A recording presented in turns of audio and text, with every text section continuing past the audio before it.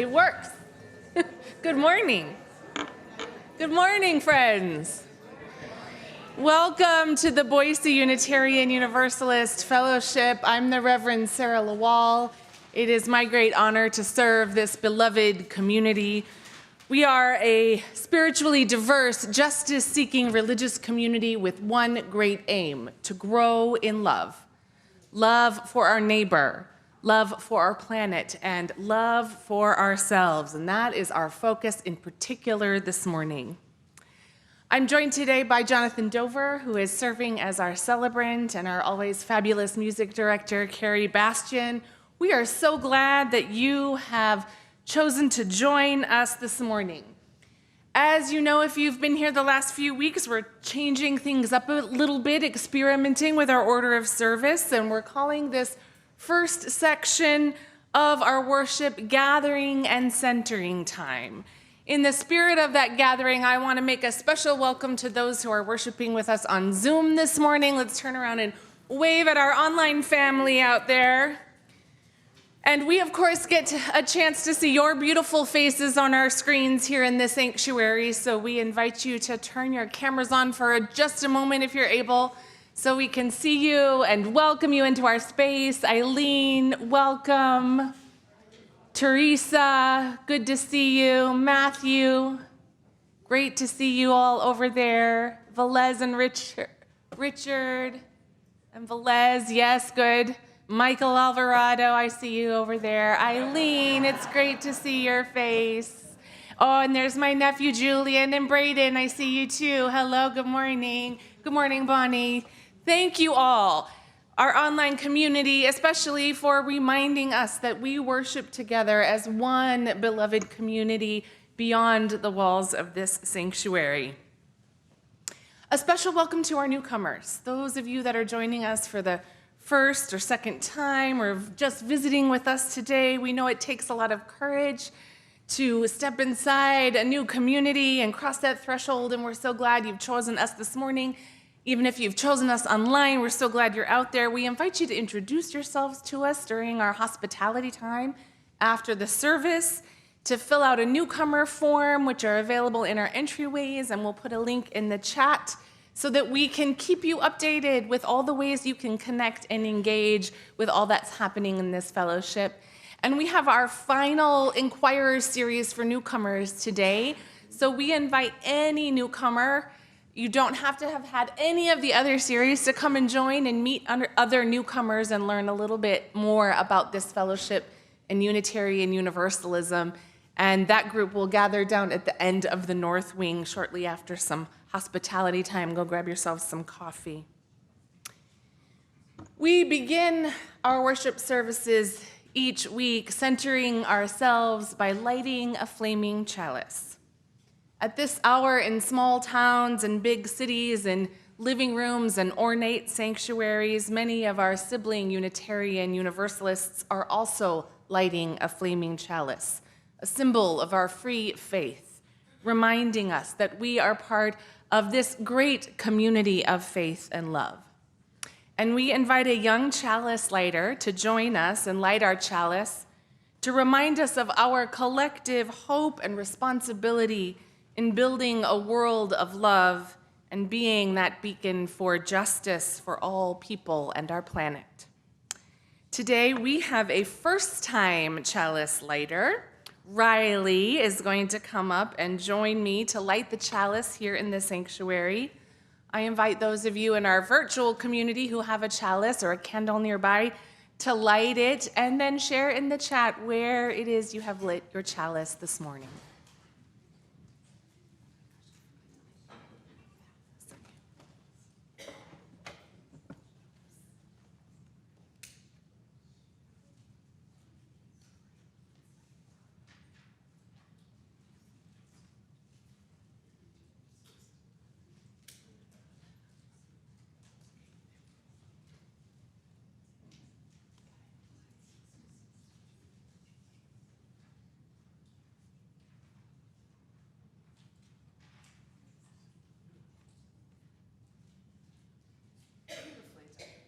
Beautifully done, Riley.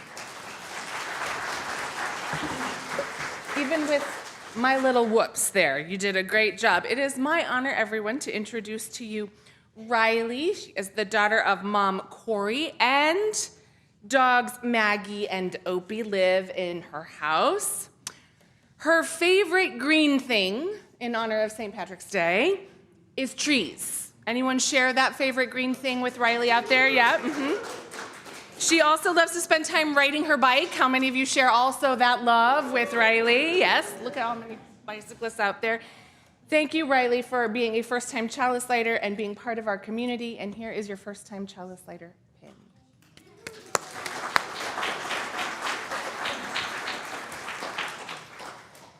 We continue our focus on our amazing bodies today, reminding each other how important radical self-love is, not only as a path for our own spiritual growth, but for liberation for all people.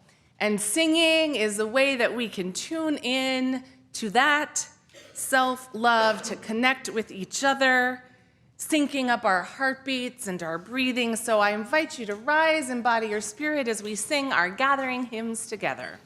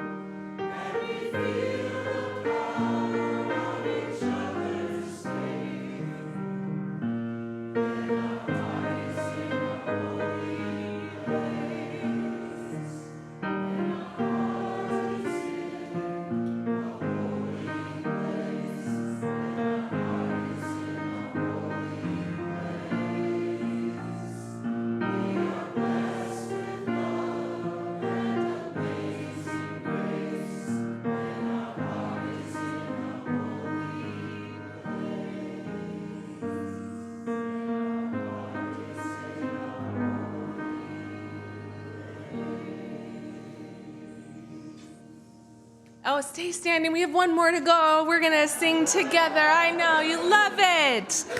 Hymn 1050 and your teal hymnal, also words on the screen. May your life be as a song. Carrie will play it through for us once, and then we'll sing it all together 3 times. It's not 1050. It's 1959. It's not that number either. That would be my bad. Right.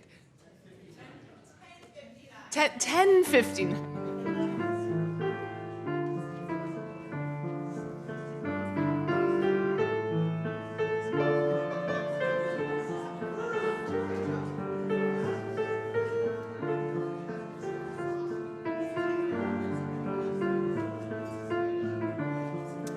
Here we go.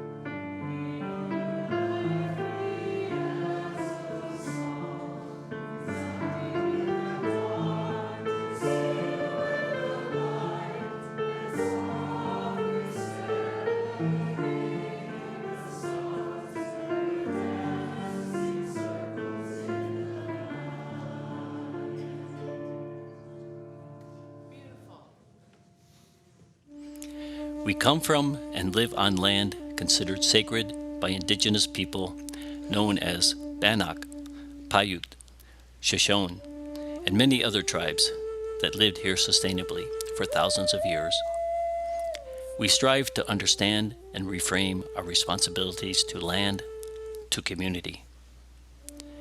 In the spirit of respectful reciprocity, we honor the original caretakers of this place. We affirm the relationships we have to each other, including our relations to animals and insects that inhabit the water, land, and sky. We recognize the relationship, the responsibility to quiet creeks, rushing rivers, rustling grasses, to sprawling forests, to the brilliant palettes of the sky, to the roots that grip the soil, to the earth beneath our feet. Water is life. To all of us affected by the boarding school revelations, may we be granted compassionate understanding. May we find healing in the harm that lives in our history. We honor and support the right to sovereignty for our indigenous neighbors. We acknowledge that a land acknowledgement is not enough. Now, let us breathe together. Let us take a moment to enjoy the delicious air, the oxygen provided by tree. Hold to the warm light of sun. Consider the solidity, the groundedness of earth. Flow with refreshing, life-giving water. Let the mud settle. Find clarity of mind and spirit. Welcome our ancestors. Enjoy this present moment together.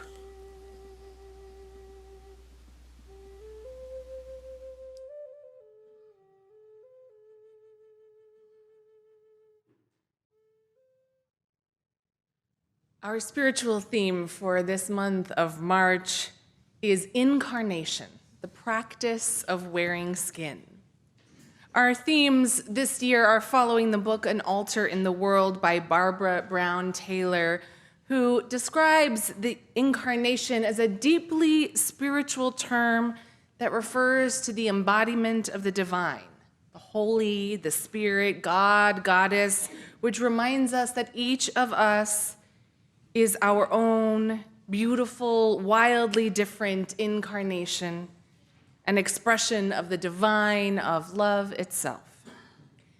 Today's service is inspired by the book The Body is Not an Apology by Sonia Renee Taylor. And we're exploring how our culture perpetuates this vision of an ideal body in so many different ways and facets that we become disconnected from our own incarnation. And the way we might find our way back to ourselves, to love and liberation, is through radical self-love.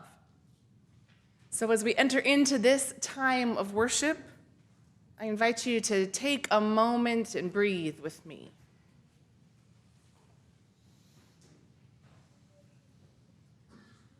Fill your body with that breath of radical self-love.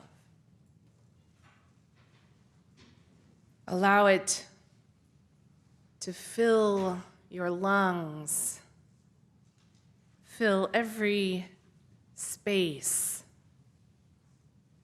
traveling down through your center, and your legs and your arms, and up and out through the top of your head. That breath of radical self-love that connects us to our spiritual center, that connects us to one another, that connects us to the holy.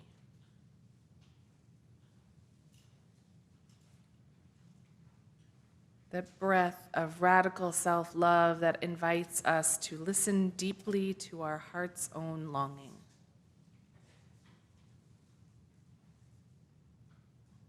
Thou art the song of my heart in the morning. Thou art the dawn of truth in my soul. Thou art the dew of the roses adorning. Thou art the woven whole. Thine is the grace to be steadfast in danger. Thine is the peace that none can destroy. Thine is the face of the need-riven stranger. Thine are the wings of joy. Thou art the deep, to the deep in me calling.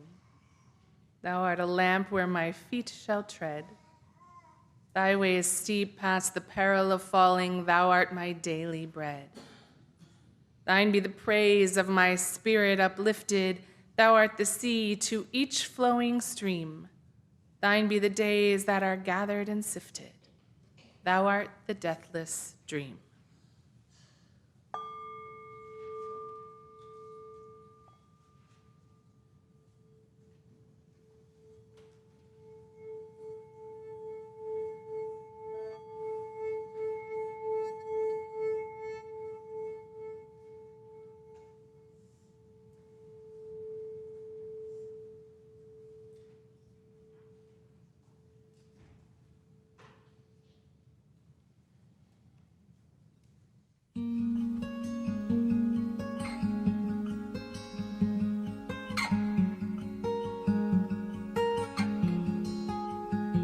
I've been given this body, and I can't change that. No, I can't change that. But I can look in the mirror and say a big thanks. I'll say a big thank you to my heart for beating, my lungs for breathing. I never asked them to, I never asked them to. Oh, my legs for walking, my voice for talking. I never asked them to, I never asked them to. Oh, I love my body, 'cause my body loves me. I love my body, 'cause my body loves me.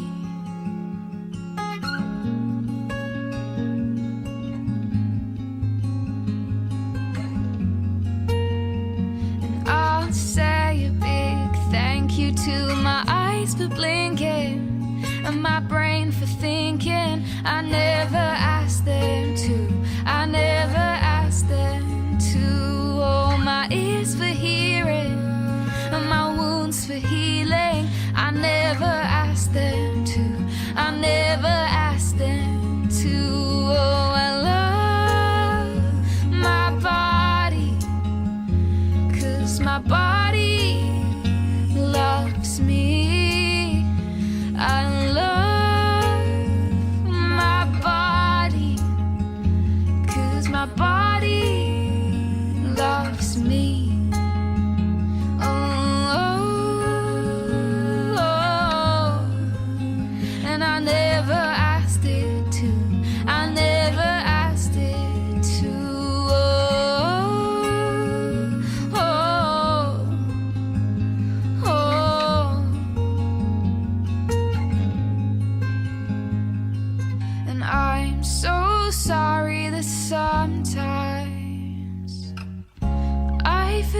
that you're the reason I'm alive.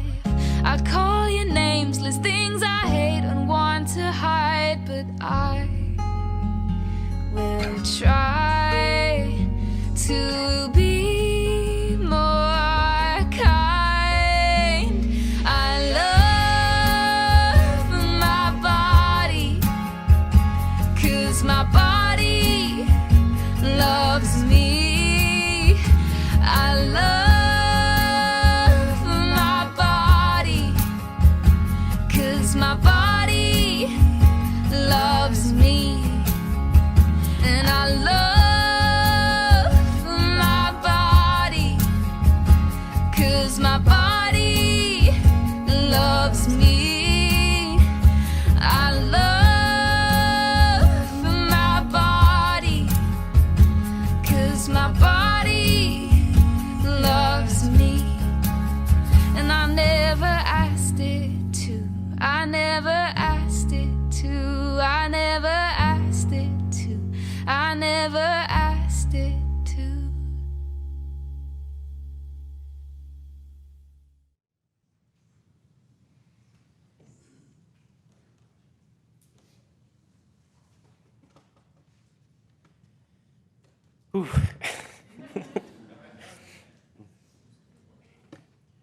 Our call to worship comes this morning, I need to start over. That was a lot for me. Our call to worship this morning is from the Reverend Sean Parker Dennison. There is no life without the body. There is no prayer without the body. We invite all bodies into this space, which we make sacred with our presence, with the presence of our bodies. Your body is welcome here, holy just as it is.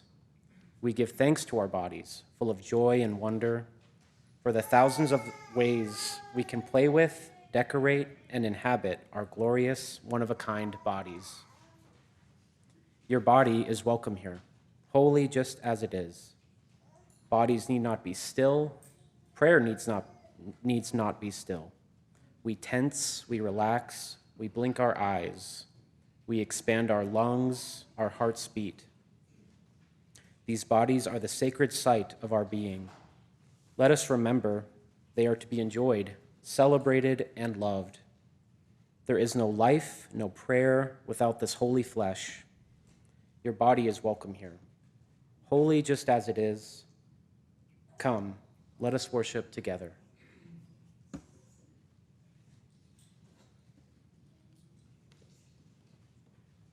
Thank you, Jonathan. This is the time in our service we're calling Beloved Community Time, the space when we celebrate our commitments to being a multi-generational community, a community of generosity, and a community of care and connection. And each week, as part of that expression to our commitment of care and connection, we take time to acknowledge the many joys and sorrows among us, to grieve those sorrows and losses together so that we might lift the burden for one another and receive the blessing of this community.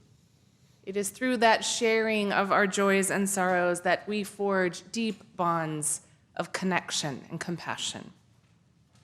And this morning, we begin by sharing the deep well of sorrow at the death of Frances Knapp, mother of Dick Knapp, who died just this past Friday. We send our love and prayers and light to Dick and Sarah and his family. We send our love to Anne-Marie Bussolini, who is recovering at home after outpatient surgery. All went very well. And to Linda DeMont, who is awaiting a new treatment. We send our love and care to Lance Pittman. His grandniece has been in the hospital with a mental health crisis this week. We hold them in our hearts.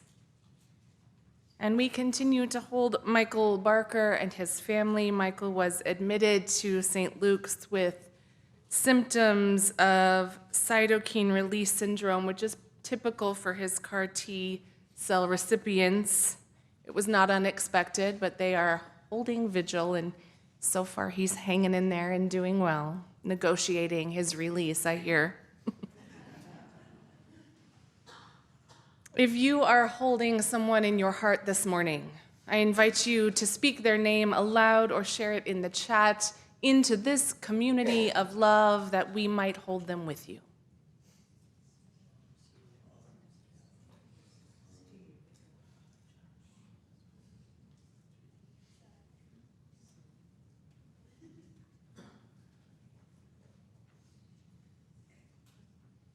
May the arms of this community hold all our joys and sorrows, those spoken aloud and those that remain silent and close to our hearts.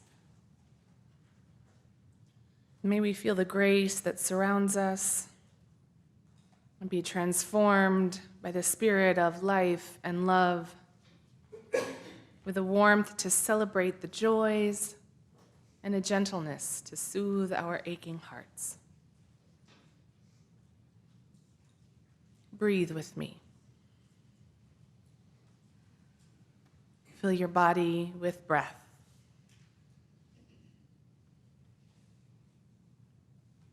Breathe into this sacred space, into the sacred space wherever you find yourself this morning. Breathe with this beloved community, filled with loving kindness. Breathe with wholeheartedness. Listen to what is calling you in the silence.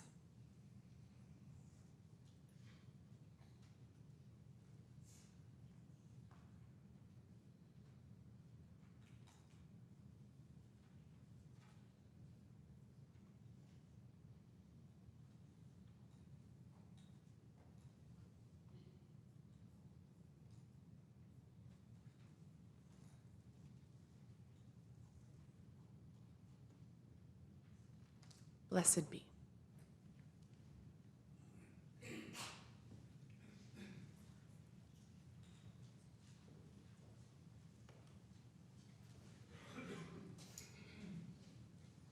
The purpose of the church is to encourage all who gather there to grow more generous in spirit and in action.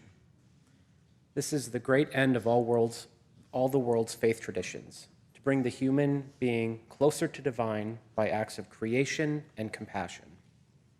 We take up an offering each week to allow us to exercise that all-important generosity of spirit, an offering that will support this self-supporting fellowship and its many ministries, including the ministry of this month's plate partner, Boise Trans Collective, providing mutual aid and community support to our young trans beloveds.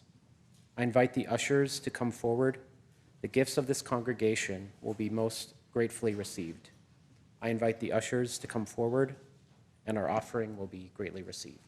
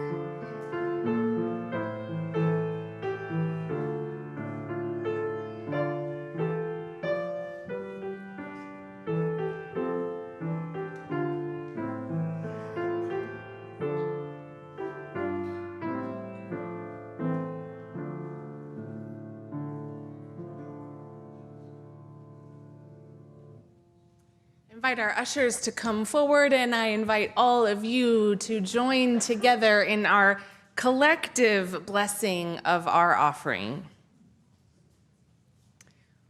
We bless these gifts, freely given and freely received. May they help us live out our Unitarian Universalist values within and beyond our walls. Thank you all for your generosity.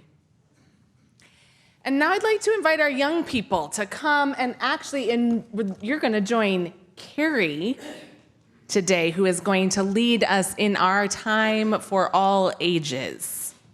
We got a fun little treat today.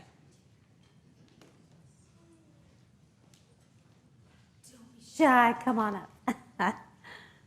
All right, so today we're talking about celebrating our bodies. And here is just a really cool, amazing thing to think about. Each one of you, every single one of you, we are all walking musical instruments. Yay! Okay. And you are both a walking percussion instrument.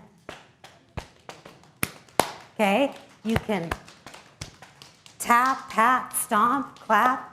So you can do percussion just with your body. And you are also a walking, in a way, wind instrument. So anytime you sing, la, la, la, you are using this part of your body as a wind instrument. It's pretty cool. And right now, I'm going to put in a shameless choir plug. So anybody who, when you get older, or even some of you already now, Cambria has joined the choir. Yay, Cambria! And but any of you out there too, if you want to experience the joy of your body as a musical instrument, you are all welcome to come to choir. Wouldn't it be great if the congregation was the choir and I had to direct the choir from up here? I'm just putting it out there. Okay. Yeah. So anyway, it's just a pretty fabulous thing that we are all these walking musical instruments. And back when I used to teach general music, when I would have my kindergartners and first graders, there was a little song in Spanish that I would do them about your body being a musical instrument called Mi Cuerpo Hace Música. And we're going to learn that today. I'm going to sing it for you once, so you just kind of get the idea of how it goes. And then we'll echo sing. I'll do a phrase, you do a phrase, and then we'll all sing it together. So just imagine yourself back in kindergarten and tap into your inner child. It'll be fun. All right, I got to grab a pitch so I don't get higher than I can sing. All right. All right, here's how it goes. Mi cuerpo hace música. Mi cuerpo hace música. Mi boca hace la la la. Mis manos hacen. Mis pies hacen. Mi cintura hace cha cha cha. Cha cha cha. Mi cintura hace cha cha cha. There's music right inside of me. There's music right inside of me. My mouth, it goes la la la la, and both my hands, they, my feet, they go, and my hips can do the cha-cha-cha, cha-cha-cha, and my hips can do the cha-cha-cha. I don't think we need to echo sing this. I think you guys have just picked it up. So I invite those of you who would like to fully get your tapping and your cha-cha-cha on to rise so you can do a really good cha-cha-cha. All right. Yeah, join us. It's fun. Here we go. Yeah. I'm going to refresh my pitch. Oh, I got it. And here we go. Mi cuerpo hace música. Mi cuerpo cuerpo hace música. Mi boca hace la la la, mis manos hacen, mis pies hacen, mi cintura hace cha cha cha, cha cha cha, mi cintura hace cha cha cha. There's music right inside of me. There's music right inside of me. My mouth it goes la la la la, and both my hands they, my feet they go, and my hips they do the cha cha cha, cha cha cha, and my hips they do the cha cha cha. Bravo! I gotta say, you are the best kindergarten class I've ever had. Gold stars for everybody. Gold stars for everybody. At least 10 gold stars. Okay. We're going to give Carrie a minute to get back to the piano, and then I invite us all to join together in singing our community blessing as we sing our children and youth out to their religious exploration time together with Teresa, I see back there, and Emily.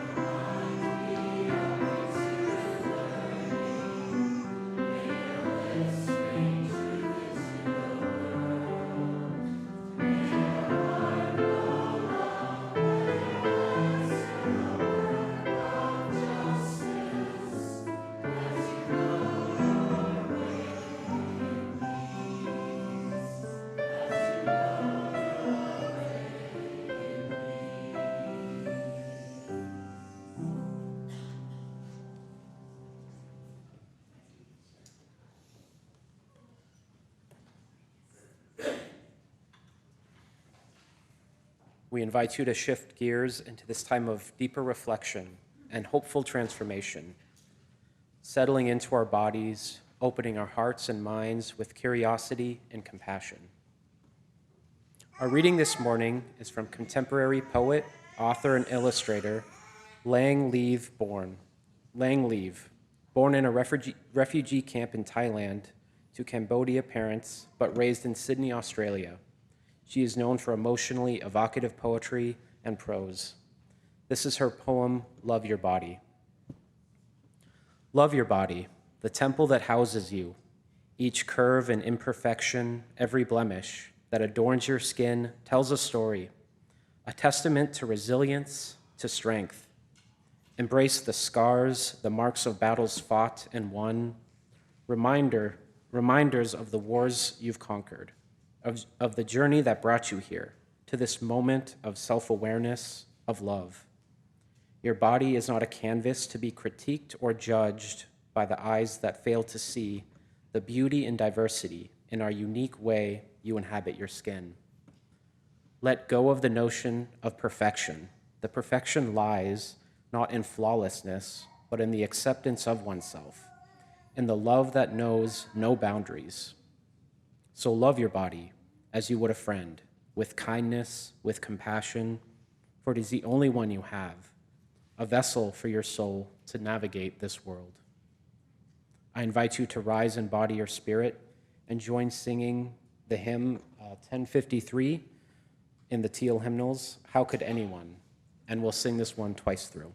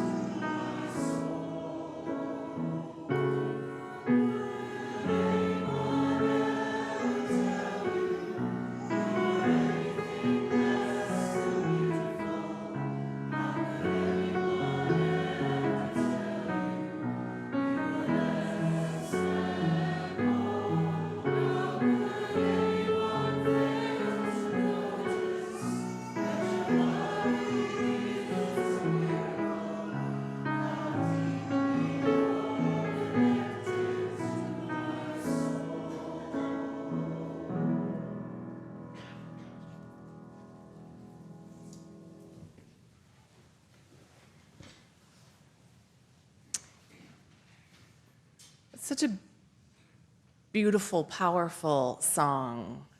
We probably needed to sing it through a few more times to really let the words seep in. Sometimes it takes a moment to really hear yourself speak those words. We're so lucky this morning that we have an extraordinary wisdom teacher in our midst. You've been listening to her all morning. She's right back there because there's just nothing more delightful than watching a new baby interact and discover the world. That's right. From waving her, tiny little hands, sticking their fingers in their mouths, smiles, watching them grasp at the shiny objects, at colors and glasses, necklaces and earrings. And all of us really in this community have been so blessed at being able to watch beautiful Samantha develop and unfold. This is Jonathan and Kendra's sweet baby. And because they've been bringing her to church every week, so we just get that moment of delightful mirroring and getting to see her interact with us, with the space, with the world every week. And I know that I am not alone when I say there are quite a few of us who are totally smitten with Samantha, just clapping at the perfect moment.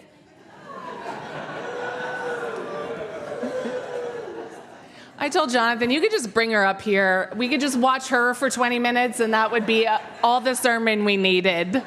But I have some words for you anyway.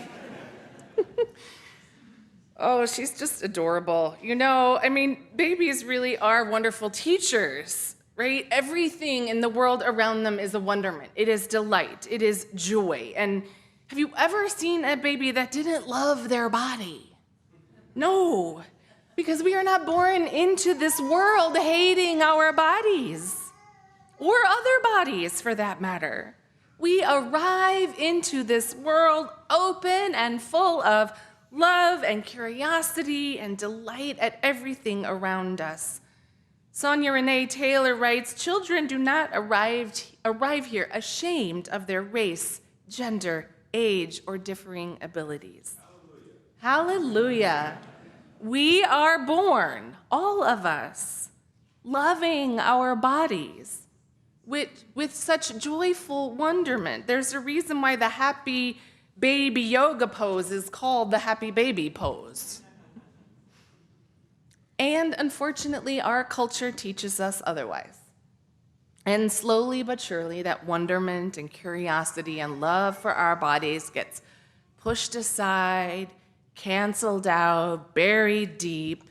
Everywhere we turn, we face a barrage of messages from the time, sadly, that we're young, that seek to chip away at this innate self-love. Messages of shame, discrimination, and body-based oppression that suggest that only some bodies are worthy. And the bodies that do not measure up, especially those bodies with marginalized identities, are rendered less valuable and in some cases even said to be dangerous. I blame religion. I mean, maybe I should take this off now. I blame Western Christianity, even the liberal Christianity from which our history comes in its early development. We've only really just barely begun to shift and try to dismantle those messages. I'm part of a study group of UU ministers. It's this very archaic thing where we go away together and study a topic. And we gather every year, we choose our own topic and present papers on that topic based on the sources of our choosing. We'll be meeting together in California next week to share our papers and some collegial time together. This year, I am one of the long paper writers, so I've been slogging away at completing my 10-page paper. But the topic we chose this year is pleasure and joy in ministry and life. And I chose to focus on the book, one of many, Nadia Bolz-Weber's book, Shameless, A Case for Not Feeling Bad About Feeling Good. If you want some beautiful, lovely, gorgeous words to deconstruct all the ways that religion has shamed our bodies, read that book. I finished my paper just last week, and here's the title I came up with. The Problem of Pleasure. Does the Church Ruin Everything?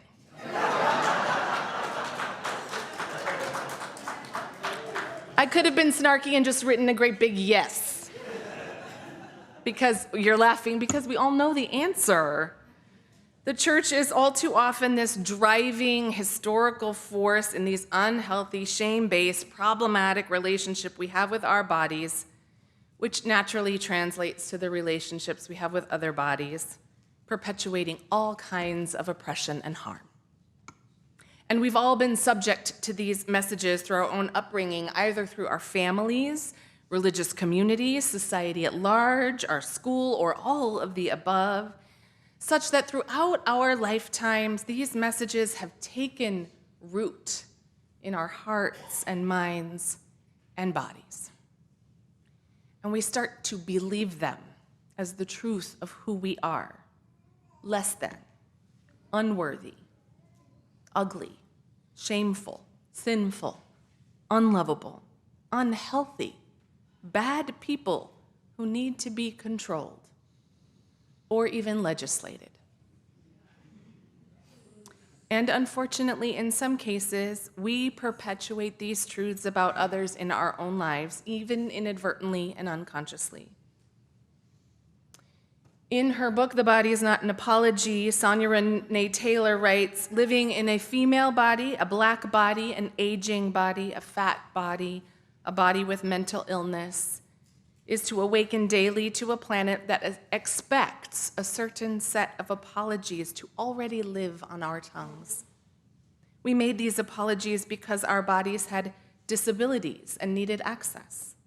We made them because our bodies were aging and slower, because our gender identity was different than the sex we were assigned at birth, and it confused strangers. We apologized for our weight, race, sexual orientation. We were told there is a right way to have a body, and our apologies reflected our indoctrination into that belief. We believed there was indeed a way in which our bodies were wrong.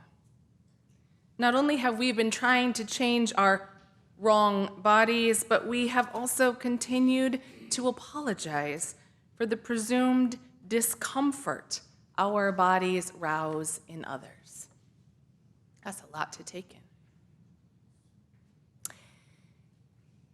But we forget.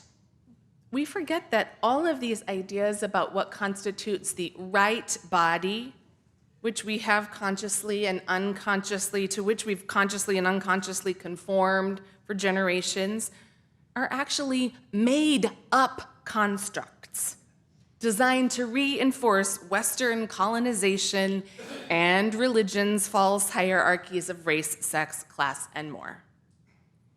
And many of these constructs were used as false evidence to justify inequality and worse. Not having the right body allowed for the withholding of certain rights, voting rights, marriage rights, even home ownership and having one's own bank account. Even worse, these made-up constructs were also used to lock people up in asylums, in prisons. These made-up constructs were used for forced sterilization and as a justification for chattel slavery and genocide. And still today, we see all of that play out in our world. Sonia Renee Taylor writes, our political, economic, and social systems reinforce and uphold the continued marginalization of bodies, racism, sexism, ableism, homo and transphobia, ageism, fat phobia are algorithms created by humans struggle to make peace with the body. Last summer, my youngest was taking his required health class in online summer school. And in an effort to help him stay on track, I offered to talk him through some of the lessons, to watch the videos with him and be a conversation partner, and we would go to a coffee shop and do health class together. And one of the lessons focused on physical health and preventing cardiovascular disease. And we watched several videos that talked about the benefits of exercise.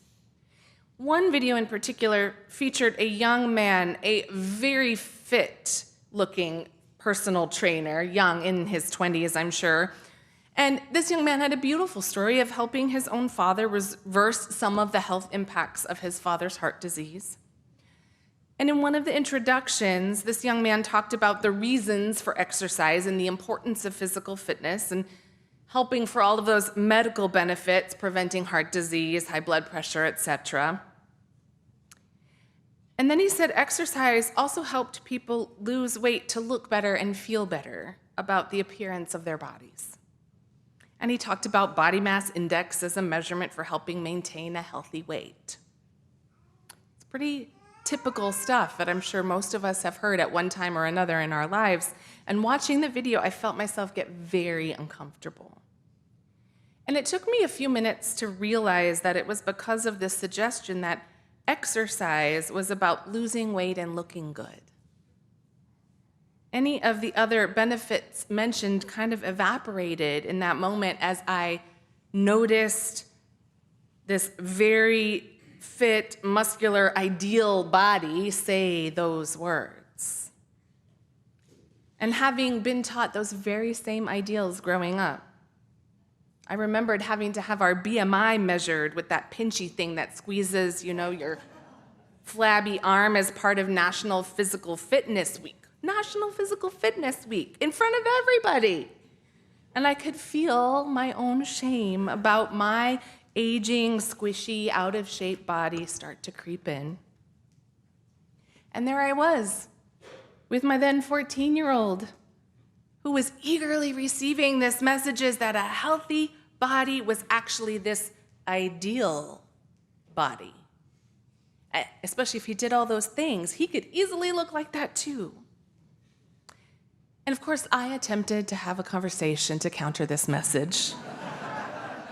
Preaching, as I do, to him about the harm and the message about health at every size, hoping he'd understand that fat bodies are not unhealthy bodies, and that exercise has so many more important benefits, and looking good should never be the driving force.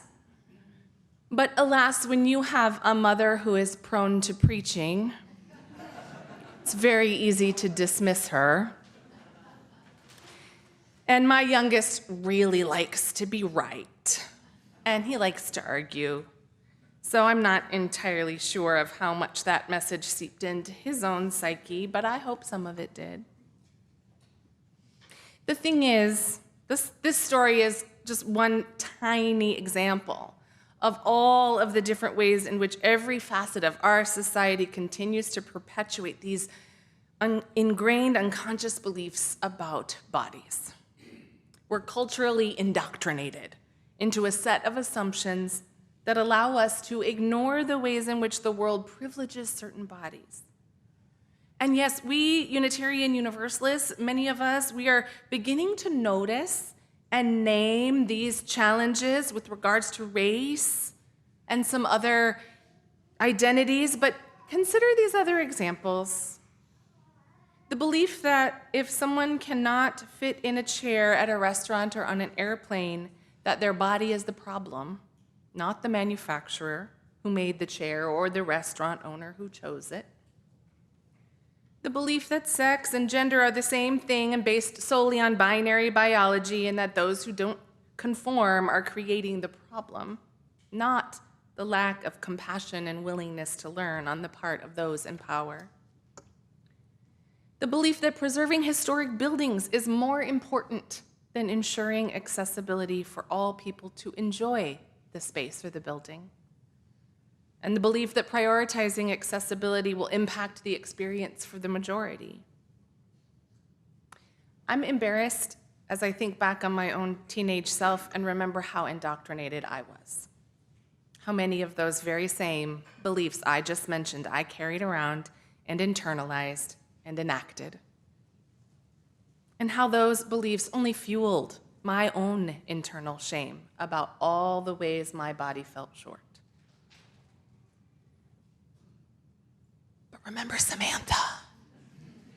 Remember, we are born loving our bodies. Perfect timing. We're born with love, love with a capital L. We're born of love, into love, worthy of love, just as we are. And only in returning to that primal knowing, that birthright, and healing our relationship with our bodies and other bodies, will we be able to return to that love and compassion.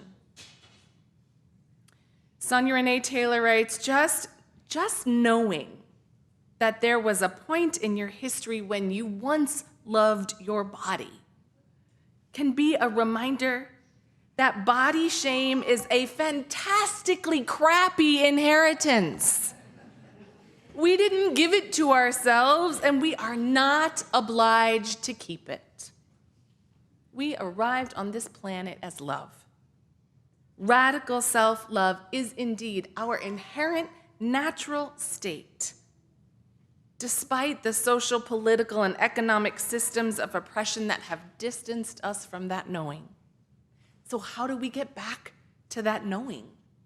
How do we repair with ourselves? How might we reparent ourselves? Or even considering reparenting our own children, because we're going to mess it up and say all those words and things that someone once said out loud to us. How can we invite ourselves to reconnect with our own incarnation, our own inner divinity? How can we practice radical self-love? Because saying it might not be quite enough to free us of those indoctrinated messages. Barbara Brown Taylor, the author of An Altar in the World, suggests that any of our spiritual practices that involve the body, which is most of them, might be one way to start. Singing, dancing, moving, breathing, shaking it out. Remember last week, whoosh breath. And doing those things with the attention to our body's wisdom and gratefulness for all the ways that our body has been there for us could also help. She suggests even praying naked in front of a full-length mirror. I know, it took me a minute too. Especially, she says, when we are full of self-loathing. When we've spent so much time covering up and being ashamed of our bodies, distancing ourselves from them while simultaneously trying to perfect them and conform ourselves to impossible standards, we have forgotten our uniqueness, the value of our very particular body, the address of our soul, as Taylor puts it, and what it has to offer the world. Last summer, in her Unitarian Universalist Berry Street lecture, the longest-running religious lecture series, the Reverend Cecilia Kingman shared a very poignant lesson from the children's animated series My Little Pony. You see, each pony in Equestria has a cutie mark on their hindquarters where a brand might live on a horse. And each cutie mark represents that pony's unique trait or personality or talent. Reverend Kingman's essay, interestingly, focused on the tactics of fascism and how they are permeating our social and political climate, including the control of bodies, and how understanding them can help us resist and counter the tactics and threat of fascism. And the My Little Pony story is kind of an allegory for resisting fascism. Reverend Kingman referenced one episode in which the ponies visit a distant town of different ponies where something seems off. Everyone smiles all the time. And the leader is just a little too cheerful. And there appears to be no conflict in this town. Most strange is that none of these ponies have a unique cutie mark. Instead, each pony's mark has been replaced by a dull gray equal sign. Sounds like it could be okay, right? But the ponies, the My Little Ponies with the cutie marks, soon discover that the leader of this strange town is attempting to control her citizens by demanding conformity and separating them from their uniqueness by erasing their cutie marks. This pony leader is brainwashing the ponies into believing that uniqueness is a dangerous quality that brings conflict and trouble to the community. But she hasn't really given up her own cutie mark. She's just pretended to do so by covering it up with makeup. That's fascism, friends. In case you were wondering, we all have our own version of cutie marks. Our bodies are all significantly different with a vast array of beautiful, gorgeous, amazing gifts and traits and talents. Even those of us who might feel like our bodies have betrayed us in some way, with illness or trauma or disability or any other manner of things. But none of those things takes away from the beauty and power of being able to say, here I am. This is the body like no other that my life has shaped. I live here. This is my soul's address. And deciding there is a lot to be thankful for, all things considered. I share the My Little Pony cutie mark story to help us highlight the power of claiming and celebrating our own uniqueness as a vital tool in our commitment to justice, equity, and compassion, to inherent worth and dignity. If we cannot see it in ourselves and increase the reverence for our own bodies, we will not be able to see it in others and increase our reverence for other bodies, for every body. That is the very essence of liberation, and the way we get there is through radical self-love. So often we Unitarian Universalists are focused on the external forces of injustice. But that's only one part of liberation and social change. Radical self-love invites us to start with ourselves. Inherent worth starts within. So go find a baby. I mean, maybe don't all swarm Samantha, or go find a young child and follow their lead. Mirror their wonderment to reconnect of that which lives inside of you, that radical self-love. And then go out and give it to the world, to everyone you see. May it be so. Amen. Right, Samantha? Right? Radical self-love is in all of us. We're just looking at you to remember. We just need to remember. See, how can you not remember when you look at that? She's looking at all of you, too.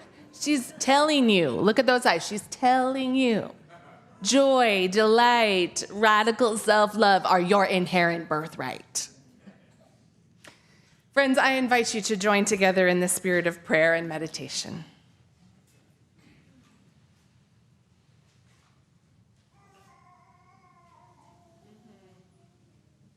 Spirit of life and love, holy mystery. We know radical self-love lives inside us.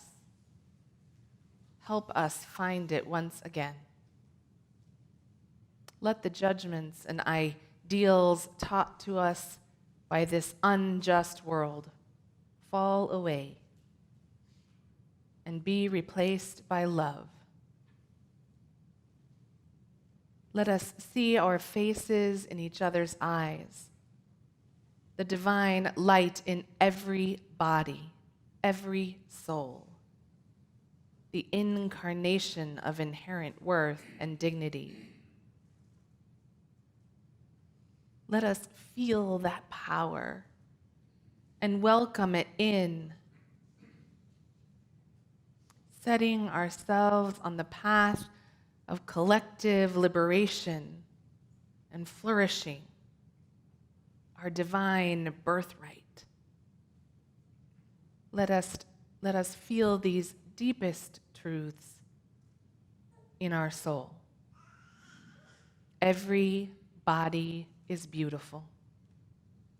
Every body is sacred. Everybody. In the name of all that is holy, we pray. Amen. Let's bring in some of that radical self-love and joy and wonderment by singing our closing song together. I invite you to rise in body or spirit. We're going to sing together 1024 in the Teal hymnal, Spirit Says Do.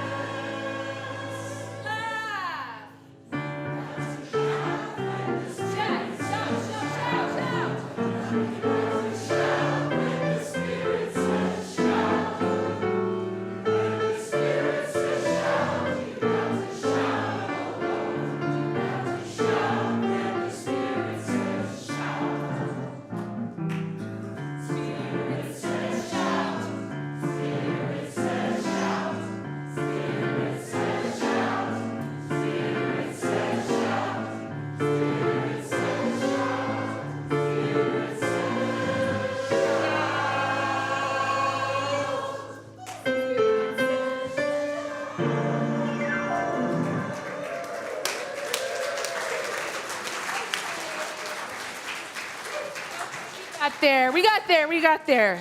With Samantha's help, we got there. Friends, I invite you to place your hands over your heart for our closing blessing. I want to remind you that our quilt raffle, the actual raffle, will happen right after this closing blessing and the extinguishing of our chalice. So stay right where you are. These words are from Naira Wahid.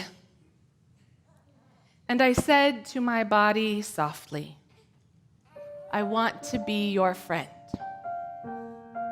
It took a long breath and replied, I have been waiting my whole life for this. Friends, do not wait any longer.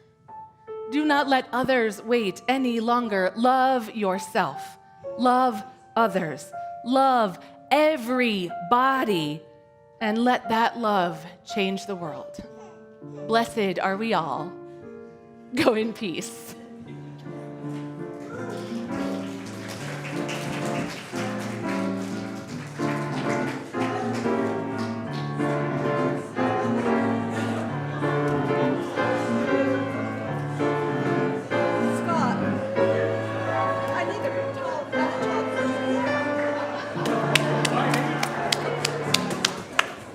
Okay, it's time for our quilt raffle, friends. If you bought a raffle ticket, we're gonna draw the winning ticket. We need a volunteer to help demo and hold up the beautiful, look at this. And I need a drawer. Somebody. Look at this beautiful quilt, you all. It's such a beautiful reflection of our theme today. The top, there are words stitched at the top that say, diversity creates dimension in our world. And all of these beautiful, gorgeous butterflies and a bonus table runner or tablecloth or wall hanging. Oh, no. The first name gets to choose whether they want the table runner or the quilt if you're here or they've written it. And the winner is. Look at all those raffle tickets. Is Jeannie Peterson here? Jeannie Peterson! Are you here today, Jeannie? I've seen Jeannie today. But online. She says she wants the quilt. Hey, Jeannie! But wait, Hey, Jeannie! we have one more winner.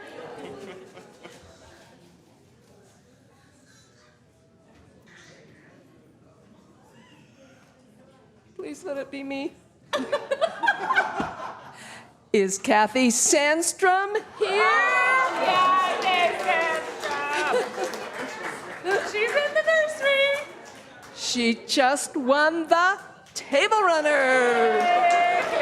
And I see her dancing back there. Thank you, everyone who bought tickets. And remember, you too can be a quilter. Over a dozen of us helped make these gorgeous pieces of art. Thank you. Beautiful, Sandy. They're so beautiful.